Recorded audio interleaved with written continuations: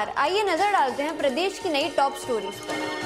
अगले महीने पटना मेट्रो की आधारशिला रख सकते हैं प्रधानमंत्री नरेंद्र मोदी। 3 मार्च को एनडीए की रैली में पटना पहुंचेंगे प्रधानमंत्री। स्मार्ट सिटी मिशन के तहत इसी साल अप्रैल तक पटना बनेगा सोलर सिटी। शहर के 21 सरकारी भवनों को किया गया चिन्हित। क्रिकेट के मैदान से राजनीति का रुख करने वाले दरभंगा के सांसद कीर्ति आजाद जल्द बीजेपी छोड़ कांग्रेस का थाम सकते हैं दामन। हाल ही में उन्होंने एक प्रेस वार्ता में बिहार सरकार और बीजेपी पर हमला बोला था। महाराष्ट्र के पूर्व उप मुख्यमंत्री छगन भुजबल ने नीतीश सरकार पर साधा निशाना। कहा, लाठीचार्ज के दौरान आरएलएसपी के राष्ट्रीय अध्यक्ष उपेंद्र कुशवाहा की हत्या करने की थी साजिश। बिहार के उप मुख्यमंत्री सुशील कुमार मोदी ने ममता बनर्जी पर किया हमला। कहा, पश्चिम बंगाल में इमरजेंसी से भी बदतर हालत।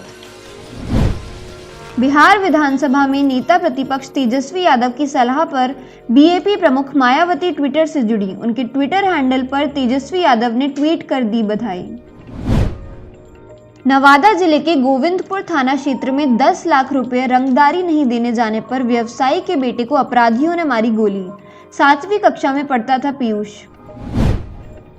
डबल लेन बनेगा भागलपुर का भोलानाथ फ्लाईओवर। 2020 तक काम पूरा करने की है योजना। मुख्यमंत्री नीतीश कुमार ने विधानमंडल के विस्तारित भवन में सेंट्रल हॉल का किया उद्घाटन। इसी हॉल में 11 फरवरी को राज्यपाल दोनों सदनों की संयुक्त बैठक को करेंगे संबोधित। बिहार बोर्ड की इंटरमीडिएट वार्षिक परीक्षा शुरू। परीक्षा में 13,15,371 परीक्षार्थी हुए शामिल। केंद्र के बाहर 200 मीटर तक की दूरी पर धारा 144 लागू। आज के लिए बस इतना ही। कल हम फिर हाजिर होंगे प्रदेश की नई टॉप स्टोरीज के साथ। धन्यवाद। बिहार के लेटेस्ट अपडेट्स जानने के लिए देखते रहिए अंगिका न्यूज टीवी।